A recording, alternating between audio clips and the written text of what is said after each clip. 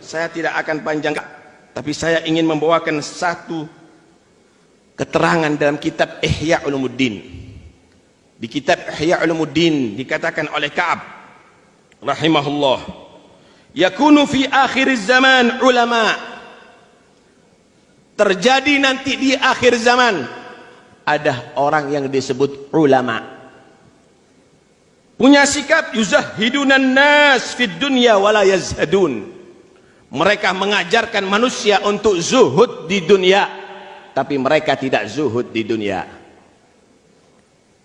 Yang dibaca kitab tasawuf mengajarkan zuhud di dunia, tapi mereka justru mengumpulkan dunia. Mobilnya ada 3, Alphard semuanya. Orang disuruh zuhud, tapi dirinya pamer dengan dunia. Yukhawwifunan nas wala yakhafun, mengajarkan manusia takut kepada Allah, jauh daripada maksiat, tapi mereka tidak takut. Justru mereka pelaku maksiat, justru mereka pelaku dosa. Mereka menganggap di atas mimbar adalah dakwah, hanya pandai ceramah. Mudah-mudahan Allah ampuni kita semuanya.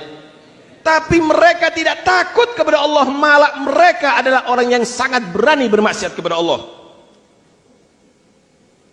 Wa yanhauna 'an ghasyanil wulah wa ya'tunahum, ngajari manusia jangan dekat-dekat dengan pemerintahan, tapi mereka orang yang paling dekat, lengket lagi.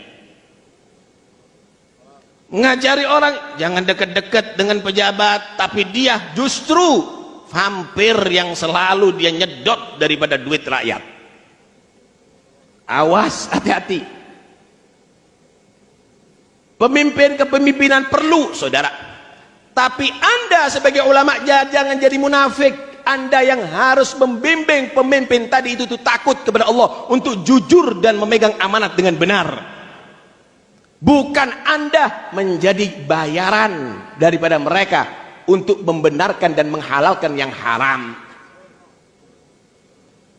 Seorang pemimpin jangan percaya siapapun labelnya, disebut alimkah, disebut ustadzkah, disebut kiaikah, kalau mereka berbohong tidak sesuai dengan ajaran Al-Quran dan hadis, jangan percaya, karena mereka itu adalah penjilat, saudara. Mereka menyuruh orang untuk zuhud, menjauh daripada pemerintahan, tapi justru mereka lengket datang kepada mereka. Wa yu'thiruna ad-dunya 'alal akhirah. Ulama di akhir zaman itu nanti mereka lebih mementingkan urusan duniawi daripada akhiratnya. Salat berjamaah nggak diperhatiin, rapat ya. Dakwah ke desa-desa, ke terpencil, nggak mau dia. Tapi kalau ada di kantor-kantor, ya. Kenapa? Amplopnya lebih gede. Bukan manfaat, tetapi materi. Yakuluna bi alsinatihim, yang jadi maisahnya adalah ceramahnya. Dia nggak bekerja, dia cukup dengan ceramah aja, cari duit dengan ceramah. Lihat bagaimana mereka, orang-orang dahulu. Tidak, saudara, mereka bekerja. Para anbiya bekerja. Rahimallah akhi Zakaria kana najjaran, rahimallah akhi fulan karena kana haddadan. Semua para anbiya bekerja, tidak meminta bayaran. Bahkan Allah perintahkan untuk memperjelas, qul la as'alukum alaihi ajran illal mawaddata fil qurba. Allah perintahkan kepada Muhammad, katakan kepada umatmu, aku tidak minta digaji, kalau mau balas hormati anak cucuku, kata Rasulullah.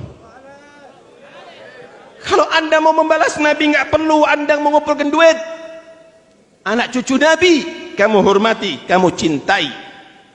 Itu yang diperintahkan oleh Allah subhanahu wa ta'ala. Wa yagrubunal aghniya dunal fuqara. Yang disebut ulama di akhir zaman, mereka lebih dekat dengan orang yang kaya-kaya, tapi mereka sudah menjauh daripada orang yang fakir-fakir. Undangan orang yang kaya sakit pun berangkat, saudara. Kalau undangan orang fakir tetangga pun uzur, saudara. Alasan sakit kalau perlu. Wa yataghayyaruna 'alal 'ilm kama tataghayyaru an-nisa' 'alal rijal. Yaghdabu ahaduhum 'ala jalisihi idza jalasa ghairah. Mereka menjadi seperti sifatnya perempuan, laki-laki yang banci.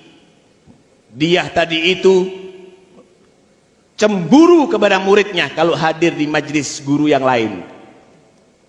Dia akan marah, kenapa kamu hadir di majlisnya si fulan? Kenapa kamu belajar di si fulan? Cukup aku yang mengajari kamu. Banci.